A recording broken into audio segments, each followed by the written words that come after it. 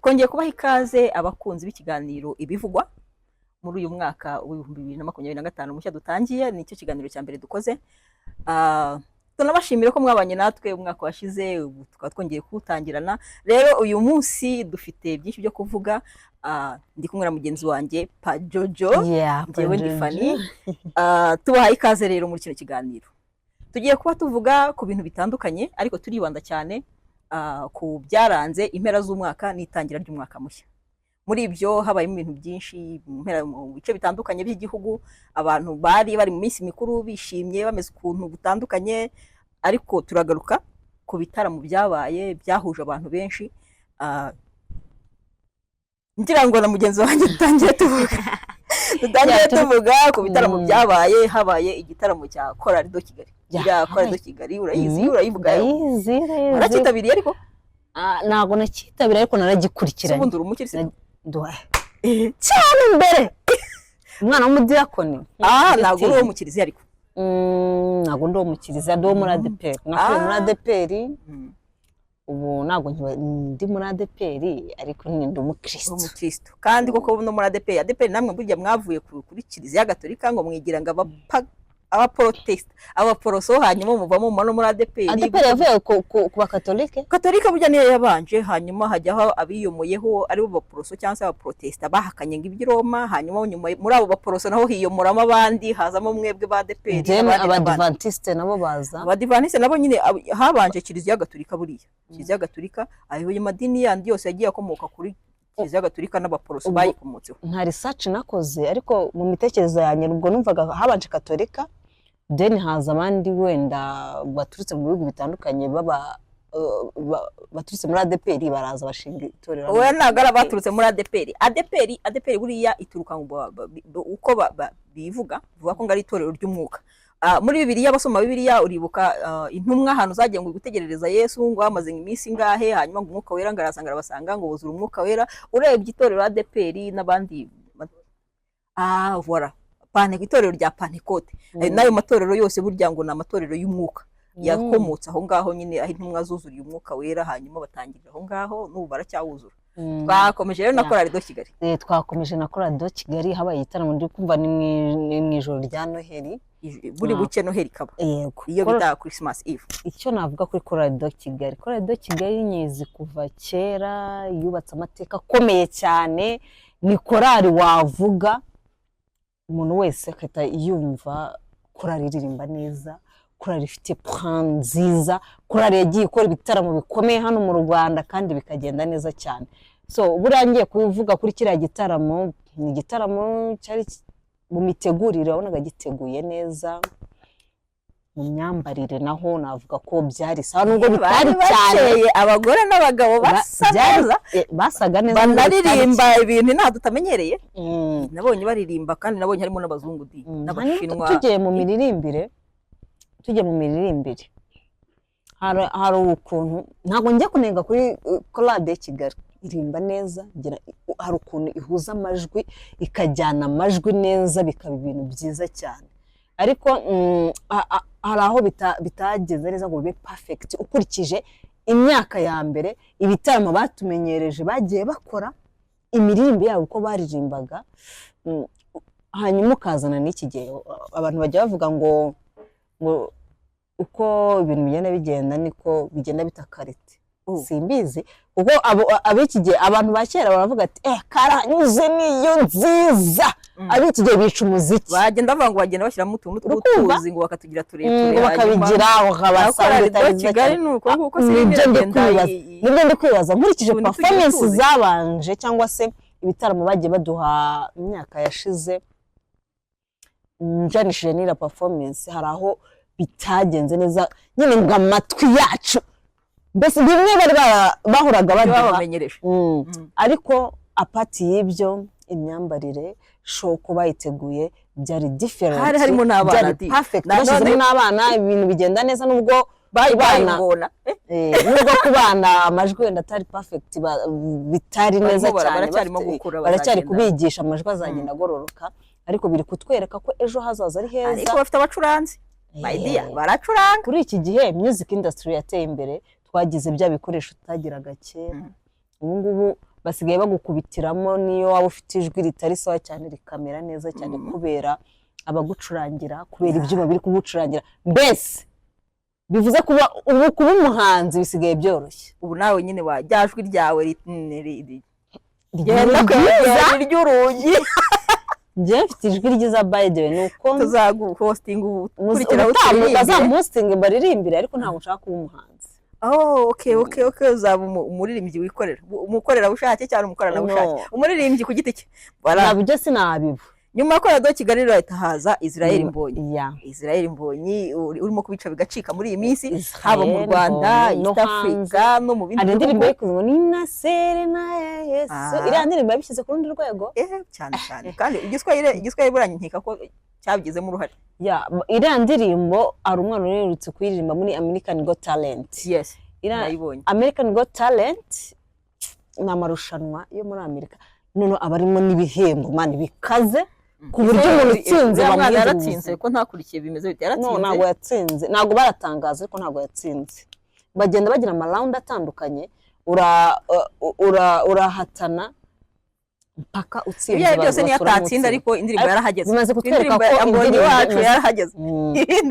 Tanzania, Kenya irandirimbo barayiririmba, nta nubwo wamenya ko ari umunyarwanda. Nabariya ntabwo babizi ko ari umunyarwanda. Indirimbo nziza kandi itaba iriya indirimbo za Mbonyi ni nziza. Ni nziza. Noneho tugiye kuvuga ku gitaramo cya Mbonyi. Mbonyi ari mu bahanzi bamwese. Ubundi abahanzi tumaze kugira buzuza arena sibo ni Mbonyi na The Ben, nta bandi turabona. Ariko kandi twibuke ko bari mu bice bitandukanye. Mbonyi niwe wenyine uri muri gospel na The Ben ni uko Radio Kigali se ntibura ntituyibara muri gospel. Ntiyujuje arena nayo kandi birimo n'abayobozi benshi n'abategetsi bose baba barimo. Hanyuma ariko Mbonyi we nyine abantu bose, abana, abakuru, urabona ko Radio Kigali ibarimo abantu nyine bayizi bazi umuziki wa Radio Kigali nyine ujyanye muri njyana yabo. Ariko abambonyi yaba ubizi yaba utabizi arabyishimira, n'abandi batandukanye bajyayo, abantu bose babyishimiye bakabibonekamo. Igitaramo cya Mbonyi rero nacyo cyabaye cyiza cyane, cyaramenyekanye cyane, kitabirwa n'abantu benshi. By the way, yego buriya mu gitaramo cya The Ben nanago yitandukanyirizo. Igitaramo cya Mbonyi, undi Mbonyi icyo tumuvuga aruri rwego amaze kugeraho, umuntu gutegura igitaramo muri arena akuzuza arena. Mu gitaramo cya The Ben hari aho bapfutse, hari imyanya abantu baticaye nyine bapfutse bahashyira stage. Ndumva sorry, ndumva muri press conference The Ben yabibajijweho aravuga ati impamvu twapfutse hariya. Umunyamakuru yaramubajije ati ese kubera iki mwapfutse iriya myanya mugashyiraho stage mutayishyize hagati ngo hari ahazicara abantu? The Ben mu gusubiza yavuze ati impamvu twapfutse iriya stage ni ukubera ababyinnyi mfite muri performance ndi gutegura, ntago twashyiramo hagati ngo tube twabasha ngo mbe nabasha guperforminga n'ababyinnyi. Mbonyi we afite abaririmbyi araririmba. Hanyuma Mbonyi we abikora yashyizemo hagati. Ababyinnyi ntabarimo. Ibyo by'ababyinnyi ntabirimo. Mbonyi yashyizemo hagati hose. Imyanya abantu bose bayicaramo. Bivuze mu kuzuza wenda tuvuga The Ben yujuje arena. Tunakomerezaho nyine tuvuga igitaramo cya The Ben nyirizina. Igitaramo cya The Ben nyirizina cyagaragayemo udushya tudari dukeya. Hagaragayemo udushya dutandukanye. Ikiri kuvugwa cyane ni umuhanzi Yampano yakiriwe n'abantu. Yampano ni izina rye cyangwa ni izina ry'ubuhanzi? Ni izina ry'ubuhanzi. Ubundi we yivugira ko yitwa ni Felicien. Irindi hari indirimbo yakoze uwo rizagwira. Niryo zina rye bwite. Niryo zina ngo ababyeyi bamuhaye. Izina ry'ubuhanzi ahita Yampano. Yitwa Yampano wabo n'ibindi bitandukanye. Ushobora kuba rifite amateka. Yampano. Ariko ubuhamya bw'ubwumvishe yarasitaragorinze kugira ngo azamuke. Yampano rero yahawe stage na The Ben. Umva ni umwana ukizamuka. Ni nayo stage ngo ni nabwo bwa mbere yageze muri arena ahagira performing. Rero yakiriwe n'abafana, araririmba, umwana arashwanyaguza. Arashwanyaguza. Yampano iba Yampano. Mu gitaramo cya The Ben hagiye hagaragaramo udushya dutandukanye, imyambarire idasanzwe. Abasitari batandukanye bitabiriye igitaramo cye batandukanye n'abayobozi barakitabiriye abayobozi barimo abayobozi bacu basigaye bitabira ibintu bikorwa ari ibintu byiza cyane turi gushima kuko abayobozi igitaramo cy'umuhanzi runaka yaba umuto yaba umukuru usanga minisitiri ahicaye cyane turamushimira cyane minisitiri wacu mbere y'uko igitaramo kinaba abishyira no kuri Twitter ati wenda mwibuka ahura na wa mwana witwa ngo ni Bushari utari uzi ko minisitiri ari umugore cyangwa ari umugabo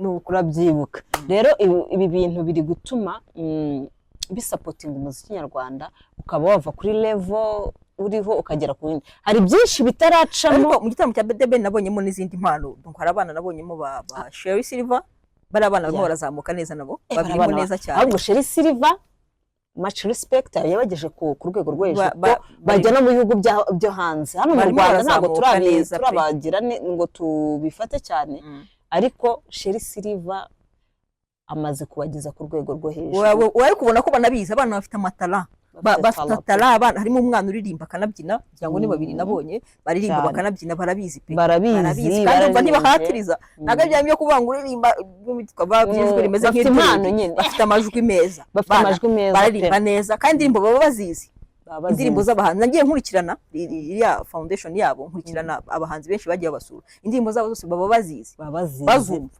bakaziririmba kandi neza bafite n'amajwi meza reka twashimira Sherry Silver kuko kugira ngo tumenye bari abana no kubera we kuko aranabasapotinga akazana n'abahanzi bakajya muri studio abaha ibikoresho yigisha abana gucuranga ifite umwana ufite impano umujyanayo bakamutraininga nyine akazamuka turi kwitega ko mu gihe kiri imbere music industry tuzabona abana bafite tala noneho bafate music industry bayigenze ku rundi rwego n'abandi rero bamurebereho bamwigireho bazamure impano z'abana b'abanyarwanda baziteza imbere baziha icyo zigomba dufite abashoramari ariko ntibarabisobanukirwa neza ko ushobora gufata ugasapotinga abana bafite talent mu gihe kizaza tukagira abantu bafite ubushobozi bafite talent ariko badafite ubushobozi mu gihe kizaza tukazagira ba Banabo urabona Nigeria yateye imbere iri imbere hano muri music muri Afrika ntaga music yonyine Nigeria yateye imbere ku bintu byinshi kuri cinema yaradusize umuziki mu muziki ho yadusize cyane igihugu gikize ntago twapfa kwigeranyaho cyane ariko nibura turagenda tugerageza fani iyo ugiye mu mateka yabo kareba nuza music industry yabo government ifasha music industry irashora mu bahanzi niyo mpamvu ushaka usanga abahanzi batwara ibihembo muri Afrika ugasanga ni ba Banabo gusa nyine buriya abantu bose baba bafite uruhande rwabo rwiza n'urwabo rubi Nigeria nge nagiyeyo ndahazi bafite umuziki bafite ibintu byose bikorwa n'amafaranga ariko nabo bafite ibindi byinshi tubarusha cyane ntago bagira isuku nk'iyacu ntibagire buriya nk'iyacu bazaze batwigireho buriya nka urugendo turi kubona abayobozi bari gusapotinga music nibikomeza no kuri Nigeria twanayicaho kuko dufite abahanzi beza bafite impano ikindi nacyo abanyarwanda ubwabo bakunde ibintu byacu ukurikije aho muziki yavuye n'abanyarwanda dukunda abahanzi bacu twakajya twumva ngo wumve imodoka ziguciye hari 3 zose zirimo gucuranga indirimbo z'abanyamerika cyangwa z'abanyakenya kandi dufite abahanzi mu Rwanda abahanzi bacu barimo barazamuka indirimbo nziza afite umuziki mwiza usigaye uyunguruye barabizi batangiye kubyumva ubundi hari akantu abanyarwanda bakoze karanshimisha ejo muri igitaramo cya The Ben bari biteze ko Diamond Platnumz ari buze ntiyaza barafashe baramutaginga baramubwira ati wakoze kutaza ya mpano yahatwitse nari nuzura kuba banze ngo bamutegere private jet ntacyo byishe wakoze kutaza kuko arena yuzuye kandi yaza hari bamwe muri abana batari kubona iriya opportunity yo kwigaragaza wenda ari kubaza imyaka basigara hasi rero tunabihereho urumva tuzamura ndibuka kera ibintu byigeze kuba muri football sinzi ikipe yigeze kubizana ikagitanga ikinisha abakinyi b'abanyarwanda ariko menya nyuma yaraje kwisubira yishaka abanyamahanga tuzabigeraho ubutaha twakomeje rero uyu mwaka utararangira tugira ubukwe bwa Miss Rwanda Miss Naomi ni Naomi rya Miss Rwanda muri Miss Rwanda bavugaga Naomi bavugaga Miss Naomi none mu bukwe twize irindi zina noneho dusanga Naomi ni Ethiopia ni Ethiopia Naomi dukurikire muraza kutubwira murapitinga ko Naomi twajya tumwita Naomi cyangwa tumwite Naomi ni irihe ryiza wumva? Ubwo buri wese azajya mwita ukazi kubivuga. Nishimwe Naomi. Nari nzi ko yitwa Naomi ubwo naryo ndabyiga uko barivuga bya Naomi. Okay, twakomeje na Miss wacu yakora ubukwe bwiza. Icyitegererezo kwere umukobwa wacu rwose.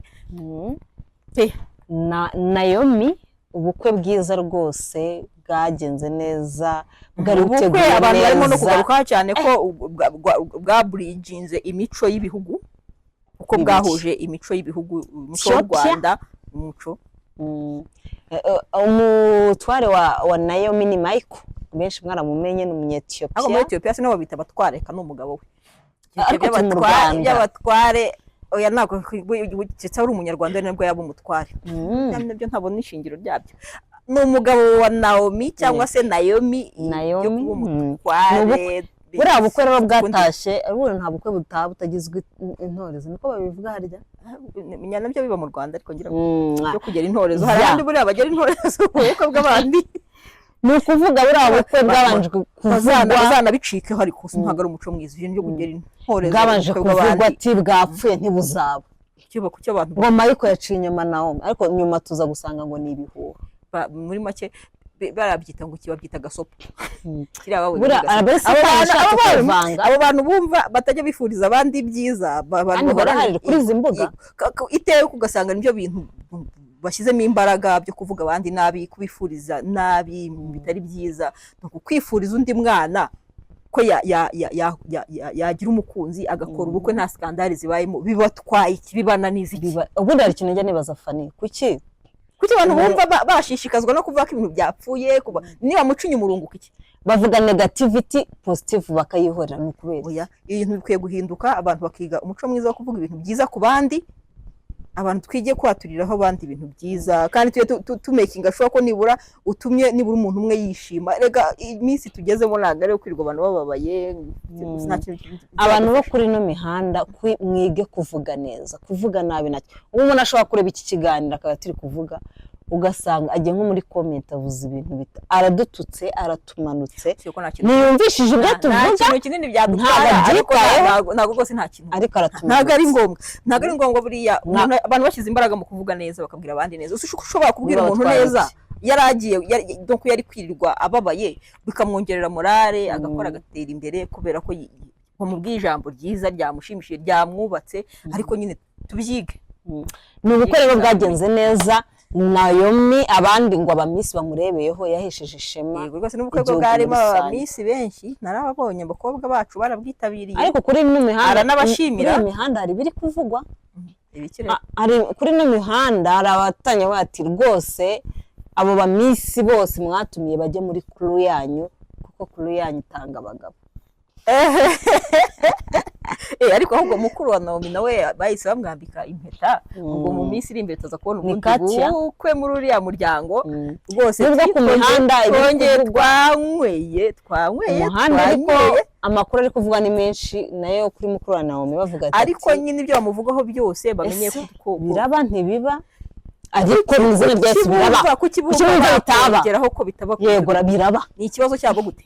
Kiba ikibazo cy'abantu gute? Reka bavuge ati nibibe, bareka ibintu bya negativity, nibibe mu izina rya Yesu. Abantu bihaye kujya binjira mu buzima bw'abandi. Uwamwambitse impeta arahari, n'uwo yambaye arahari, abandi bazamo hagati gukora iki? Barashaka iki? Barabareba amafoto ya kera.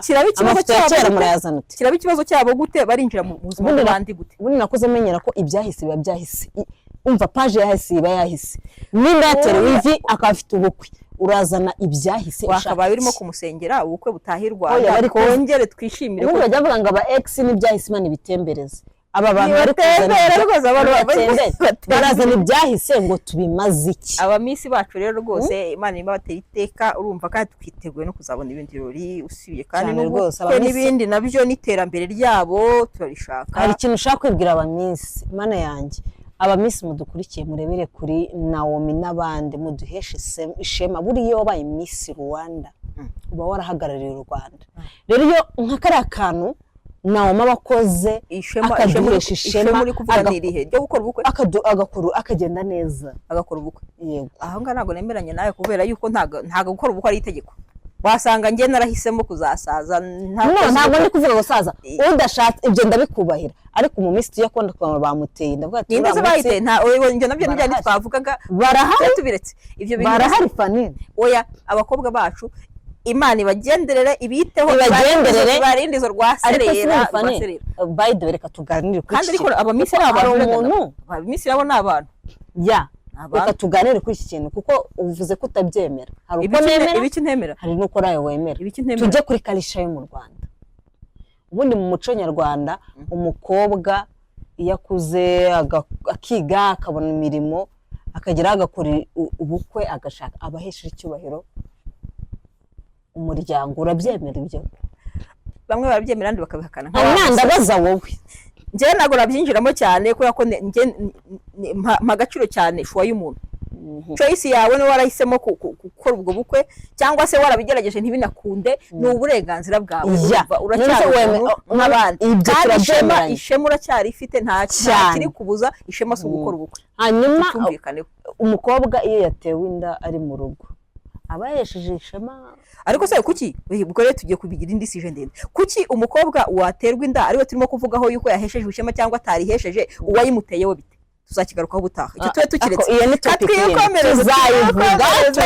abantu batangiye banabicikaho ibintu byo gufata ikibazo cyabaye bakakigeka ku bagore n'abakobwa kandi hari abakibateje yego ubutaha nizaba tuvuga ngo umuntu yataye ishema ngo uko yatwaye inda tuye tumuzanana n'uwayimuteye hama baritere hamwe bizaba birebire yego rero biragoranye iyo topic next kiganiro umunsi bitaragerwaho rero tuwe tubiretse gutera abana bacu amabuye n'abana nk'abandi hama twikomereze rero mu cyo twabaye ejo bundi umukecuru agira gutya abana nabo muri karitsiye ngiye kumva bavuga ngo ni ukwivunjira yivunjira umukwe we mana iyi nkuru nkiyibona reka mbabwize ukuri naravuze ati imihanda yanyerera imihanda ijya inyerera iyo yaranyerera njyewe iyi nkuru nkiyibona rero so navuga iki nanjye ndi umubyeyi ubu nkita nimajina nka mama wanjye akampara umugabo urimajina ibyo bintu Fanny njye nabonye nkuru mbona umwana ari kurira aravuga ati njyewe mfite agahinda abakecuru ubu ngo bacanye ku mpatsi mama tekereza Fanny inkuru narayikurikiranye imbere n'inyuma ati mama wanjye uramukobwa yarabyaye ati mama wanjye nari ndwaye ngiye kubyara ataza kundwaza urumva ndabyara ati arano mama arambwira ati jya mu rugo ujye kurwarira mu rugo mwana wanjye ngira ngo nimpuwe umwana ajya mu rugo ajya kurwarira mu rugo mama we arangije agaruka ku mugabo yagiye iwabo kwa nyina musiga aho ngaho waza ku mugabo nese ubwo yamujyanye mu rugo nta kintu njye ntabwo nayikurikire neza ya nkuru ariko icyo kintu ntumva amutesheje urugo rwe ngo ajye kubi we arangije ntiyanagumye wenda ngo bari aho niwe mukobwa yabimenyeye yaramubwiye ati rero urabona umugabo aba yagiye mu mirimo sibyo nanjye nasize urugo kuko mama afite papa we afite umugabo nawe ati ngwino nkurwarize mu rugo uyu mukobwa na se ko numva bahuye n'uruva gusenya cyane bose baciwe inyuma bose abandi ko bajya bisungana uyu ubu ntabwo byavamo nawe saravuga ati umugore ntangarukire yakoze amahano ababyeyi batigeze ishyano ry'umwaka ubundi n'abandi babyeyi ariko kandi umubyeyi nawe yakoze ishyano ariko nyine tugaruka kuri byane twavuga uwo mugabo we gatiki umugabo umugore yagiye kubyara akadukira nyirabukwe umugabo wamukoresha interview akavuga ngo ibyo mu bibazo uramama ariko reka umva Fanny hari case bankaba ntabaza n'umukwe ahubwo mama umva hari case bari izingi nyine ni ibintu nyine burumva bitibye umukwe ntacyo namubaza kuri wa muco nahoze n'umutsimbararaho urajya kuruhe ruhande njyewe bura na blaminga mama w'umwana gusenyera umwana wawe kuko umugabo wenda bajya koresha terimi itarenza ngo umwana wundi watende umugabo ashobora kugira ishyano ryacitse umurizo ishyano ryo muri uyu muryango ryacitse n'amatwi n'amaguru ariko mu gihe kizaza bizaba ari n'ishyano kuko usanga ari igihe ubona mama w'umukobwa ugasanga mama ni icyuki kurenza umukobwa we ukavuga ati umugabo yagwa amada yego rwose bamama b'ibyuki rero barimo no kudukurikira babyumve ariko nyine bibuke ko babyaye ariko ni amahano by the way byo kujya gusimbura abana mu ngo zabo ntabwo ari ibintu gusa ntibyiyubashye n'umugabo ntibyiyubashye habe na gakeya si no kwibara ahubwo ni ishyano ntabwo ari sawa rwose babigiye niba hari n'abandi babitekerezaga babireke kera twigeze kumva umugore wahitinze witwa mukaperezida wari wishakiye umuhungu mutoya ariko atirisite we yashatse umuhungu udafite uwo mwambuye ariko ibyo ariko kwambura amakuru mfite nuko wa wundi afunze, wa muhungu afunze. uriya wa muka perezida se yitwaga nde yagena naryibagiwe Naryibagiwe. ariko nyine ubwo wasanga nawe Imana imworohereze niba afunze byo gufungwa ntago ari ibintu biri sawa. Ntago ari sawa. Umukecuru rero rwose nawe abakecuru batwumva n'ababyeyi batwumva uyu muco ntago ari mwiza ntihazagira ibindi abandi babikora. Ariko abantu badukurikiye muze kuduha na comment kuko iyi case ntirarangira. Ese mwumva ikwiye kurangira gute? Umugabo papa w'umukobwa aravuga ati umugore ntazangarukire yakoze amahano turahita dukora divorce. Urumva?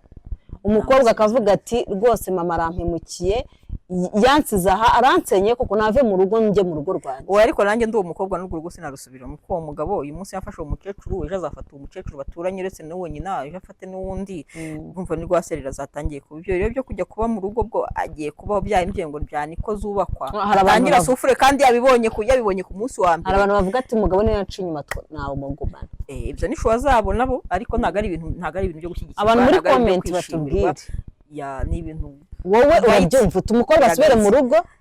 Ese umubyeyi bamubabarira ni shuwaye mwe ku influence ibitekerezo by'abandi ni shuwaye niyumva umutima we umworohereje kuba yasubira muri urwo rugo azarusubiremo ariko niyumva atabishoboye rwose. Usibye ko hari n'abari kuvuga umugabo ari kuvuga ati bamufunge umukwe wanjye n'umugore babafunge kuko bakoze ariko hariya itegeko rivuga itegeko ryarahindutse kera ryahindutse itegeko ryavugaga yuko umuntu uri mariye donc aciye inyuma ahanirwa gusambana arafunirwa gusambana. Ubwo nuvuga ngo abo bombi bashobora guhamwa n'icyaha ari uwo ngo waciye umusaza ariko kibi cyaha iyo unyira gucibwa inyuma ari utanze ikirego uriya musaza aramutse atanze ikirego uyu mukecuru n'uyu muhungu babihanirwa. Uyu mukobwa nawe aramutse atanze ikirego uyu muhungu na nyina babihanirwa. Ikibazo kiba kubera ko ibintu by'imiryango buriya biba ari ibintu bikomeye kiba ukazareba ugasanga ni icyaha cyarakozwe ariko nta n'umwe mu bagikorewe ugiye gutanga ikirego. Ubundi mu mategeko ibi tubibara nka private law kandi gukora umunyamategeko uzi ko nari n'ababyibagiwe tubibara nka private law rero abishatse nka bya bikorwa umuntu bamukubise bamugiriye nabi ariko ngo yagiye ngo ajya kubwira ngo bamurekurire umugabo cyane rwose uragenda ukavuga ati I want my husband. Bikwiye kuzasubirwamo abantu bakora amategeko bajya babyiga. Umugore arareba akavuga ati uzi impamvu zibamufunge ariko bakamushakira ikindi gihano.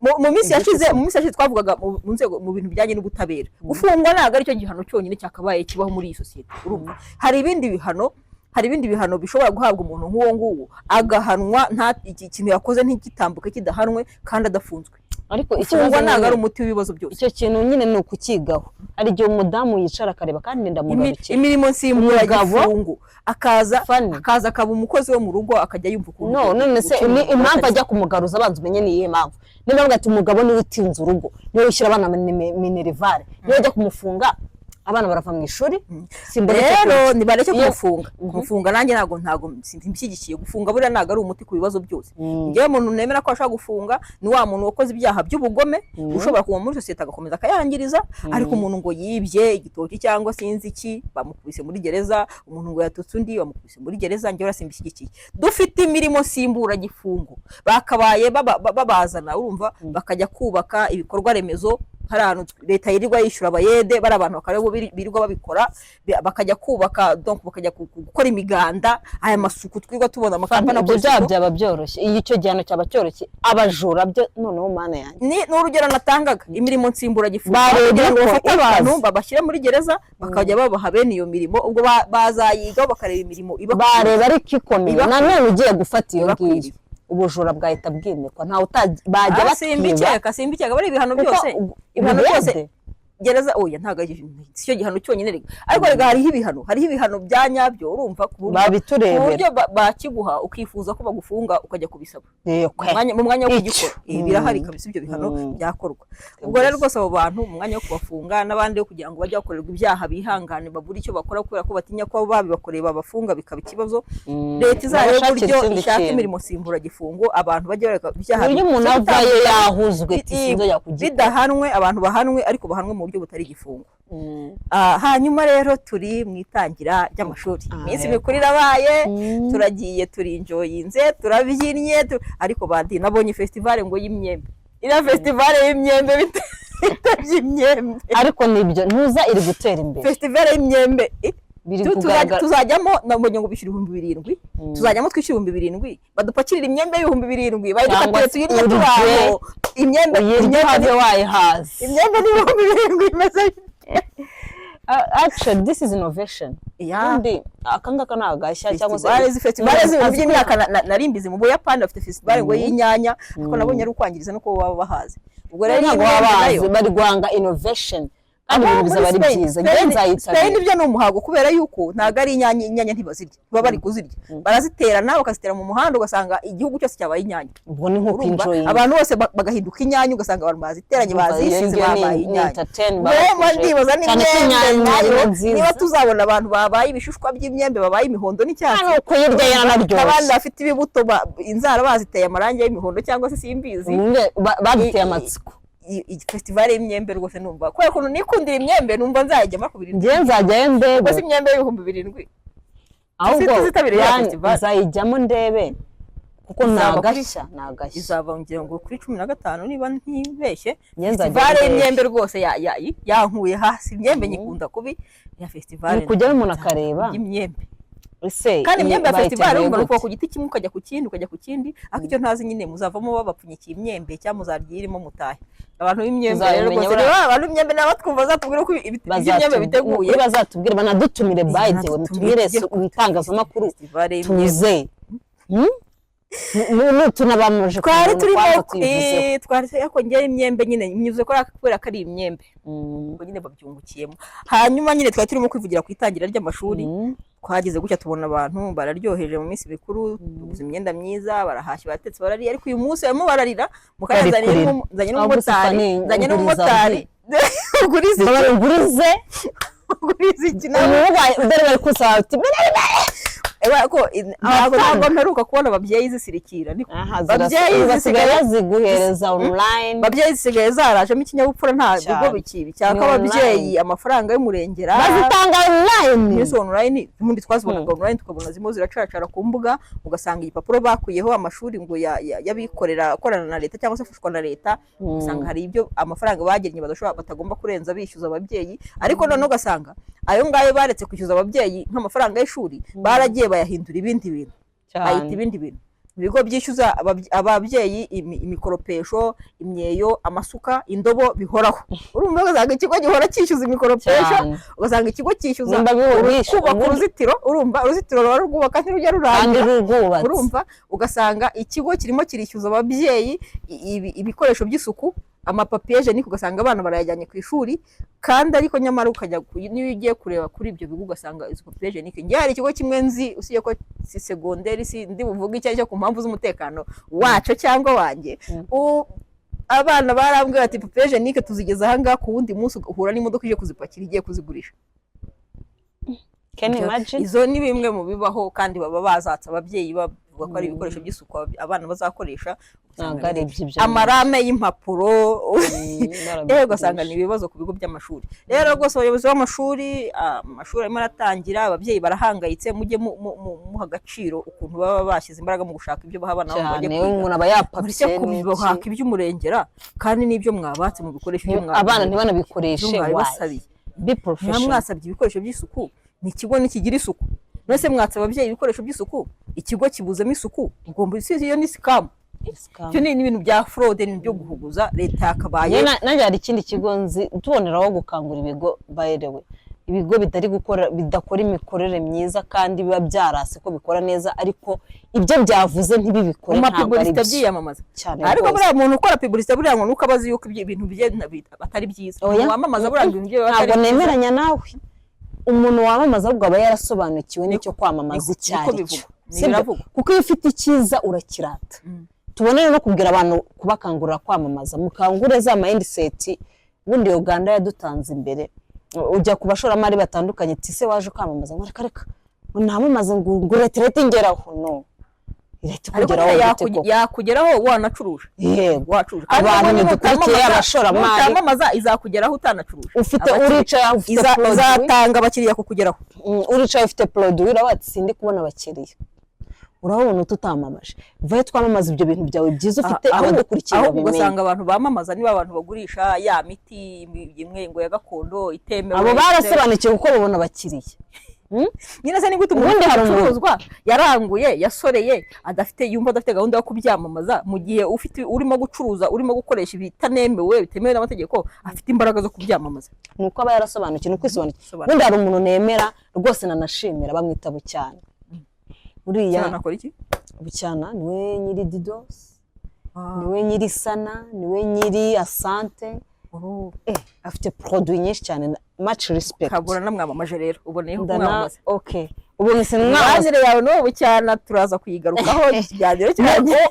no kuvuga Bucyana ntago ari nyine n'abandi banyamakuru baramuzi umuntu wasobanukiwe no kwamamaza ni umuntu uza agaciro ko kwamamaza kandi ubwo n'abandi bamwigireho abashoramari badukurikiye mwakwigira kuri Bucyana kuko aramamaza pe ndi mu bantu bamwamamaje so much respect kuri we n'abandi bashoramari mwigire kuri Bucyana hanyuma rero ababyeyi umunsi barimo kurira kubera itangira ry'amashuri y'abana amafaranga twarayabyiniye y'ishuri amafaranga ariko se buriya ni irihe somo abantu baba bakuye mu byabanje kuko si ikintu kiba kibaye uyu munsi ni ibintu biba byarabaye umwaka washize n'ubikaba ariko ugatinyuka ukajya mu minsi mikuru kugira pate zibaho kitabira ibitaramo byose byandi twavuze kuyitabira ni byiza ariko ubyitabire uzi ko inyuma hari ikigutegereje cyane hari imvugo ubundi abantu bajya bagatuma turakubona urira ngo umwana ngo yabuze amafaranga yo kujya ku ishuri ngo umwana ngo yabuze ibikoresho ibyo bintu birakwiye uri umubyeyi ntago bikwiye nanjye ndi umubyeyi buriya nujya ubyina cyangwa se winjoyinga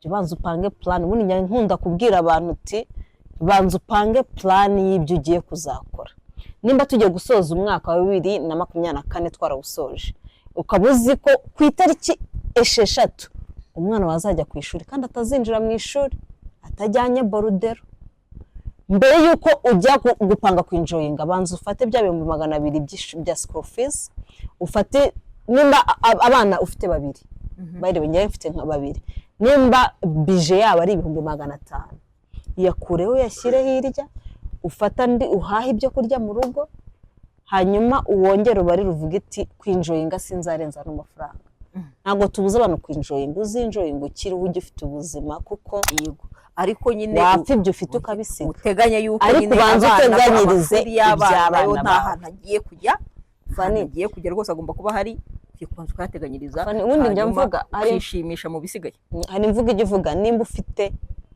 kuri konti miliyoni sibyo ugiye gukoresha ibintu kuba wafata 50,000 ukinjoyinga ukagura ibyo ukeneye ukajya kwinjoyinga ntacyo byaba bitwaye nta kintu bitwaye burano byaba ikibazo kuba utishimye iyo wishimye nabwo ujya gushaka naho ukura ndi umeze neza ariko rero kwishima ngo urengere tukubone muri babandi byaba ikibazo ufite 100 gusa ugafata senkana ukajya kwinjoyinga ugasigara kandi umwana ku ishuri ry'umwana wishyura 150 hoya abasore ngo wajya kwinjoyinga ufite 100 umwana yishyura saa sekanti udafite uburaho senkana ushaka ujya kukazayaguza abaturanyi abantu bagujije amafaranga byahozeho umwana n'umuryango urumva umubyeyi akajya aguza abaturanyi inshuti famiye banko n'abanti n'abakazi bakora urumva umwana agiye kujya ku ishuri bateranye yishyurira umwana ariko rwose ababyeyi niba atari ubushobozi bukeya wakabaye ujye uteganyiriza abana bawe kandi nyamara nyine no kugira ubushobozi bukeya nubwo atari ikosa ry'umuntu ariko uzi ko ufite ubushobozi bukeya buriya warabyara bushoboye kurera ntacyo bitwaye reka dutangire njyewe reka ntangire uno mwaka suhuza abantu mufite akadeni mwagujije kugira ngo mwinjoyinge nabasuhuje nimwongere muguze kugira ngo abana bajye mu mashuri hanyuma musigare murwana no kwishyura ayo madeni nta mugabo utagira ideni hanyuma umwaka nusoza uraba ubonye isomo ryabikoza umwaka ukurikiyeho wongeye ukawutangirira umutudeni ariko rwose guteganya ni byiza kurusha kuguza nibyo koko niba nta mugabo utagira ideni ubwo n'abagore bararigira cyane byaba byiza utarigize byaba byiza ideni ritajemo. Rero ikiganiro cyacu ibivugwa turimo turakigeza ku musozo, amashuri yatangiye, abana bajya ku ishuri, ababyeyi bamenye uko babyitwaramo, n'abagana inshuti n'abavandimwe nabyo ntacyo bitwaye, buriya abantu barafashanya mu buzima bibaho, ariko nyine amasomo turagenda tuyiga. Ikiganiro cyacu rero kiragana ku musozo, twavuze byinshi, twagarutse kuri byinshi, kandi n'abadukurikiye hari ibyo bakuyemo, nabo hari ibindi bazi, baragenda baduha ibitekerezo bitandukanye. Abakurikiye ibivugwa, ikiganiro ibivugwa gitambuka kuri Ibivugwa TV channel ya YouTube, Ibivugwa TV, no kuri channel yitwa Imbuga ya Feza. Agariza ni imbuga ya Feza. Hanyuma kandi izo mbuga zigakorana n'ibindi binyamakuru, ikinyamakuru cyitwa ibivugwa.com, ikinyamakuru cyitwa feza.com. Ngero ndi Fanny kumwe na Jojo, turabashimiye cyane abadukurikiye, reka tuzongere duhure mu kiganiro cy'ubutaha. Murakoze.